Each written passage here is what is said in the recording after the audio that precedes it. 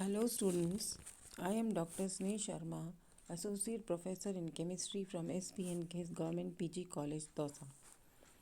मैं आपको विद्युत चुम्बकीय स्पेक्ट्रम या अवशोषण स्पेक्ट्रम के अंदर कुछ टर्म्स पढ़ा रही थी जो कि अल्ट्रावायलेट स्पेक्ट्रोस्कोपी में यूज़ किए जाते हैं।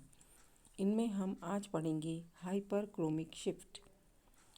हाइपरक्रोमिक शिफ्ट प्रतिस्थापन के कारण अगर अवशोषण बैंड की तीव्रता में वृद्धि हो तो इसे हाइपरक्रोमिक शिफ्ट या अतिवर्णक प्रभाव कहते हैं।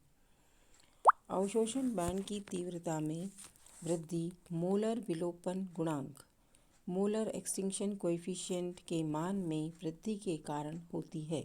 जैसे बेंजीन है, इसका एप्सिलॉन मैक्स 7400 पर होता है, जबकि स्टाइरिन का 14000।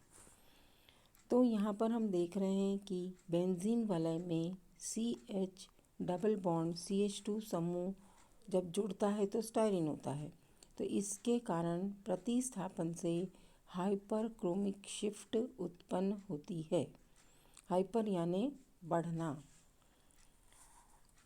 और ये सामने आपको एग्जाम्पल से क्लियर दिख रहा है कि इसमें बेंजीन में लैम्डा एप्सिलॉन मैक्स 7400 पर है, जबकि इसमें स्टाइरिन में 14000 पर प्रदर्शित हो रहा है।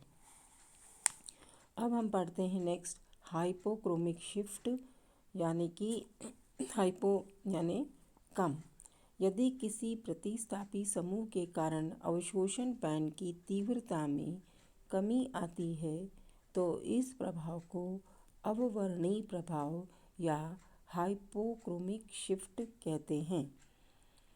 इस प्रभाव के कारण एप्सिलॉन मैक्स की मान में कमी आती है।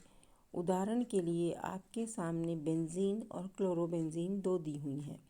बेंजीन में एप्सिलॉन मैक्स 204 पर प्रदर्शित हो रहा है, जबकि क्लोरोबेंजीन में 190।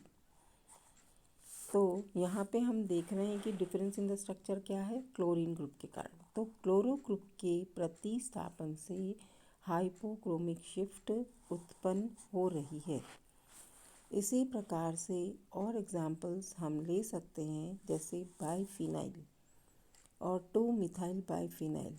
तो बाईफिनाइल में 2050 नैनोमीटर पर एब्जॉर्प्शन है और लैम्डा मैक्स 19000 पर है, जबकि 2-मिथाइल बाईफिनाइल में 237 नैनोमीटर पर है और एप्सिलॉन मैक्स 10250। तो यहाँ पे क्या हो रहा है, यहाँ पर मिथाइल समूह के कारण के प्रतिस्थापन के कारण हाइपोक्रोमिक शिफ्ट उत्पन्न हो रही है। अब हम पढ़ते हैं संक्रमण पर विलायक का प्रभाव।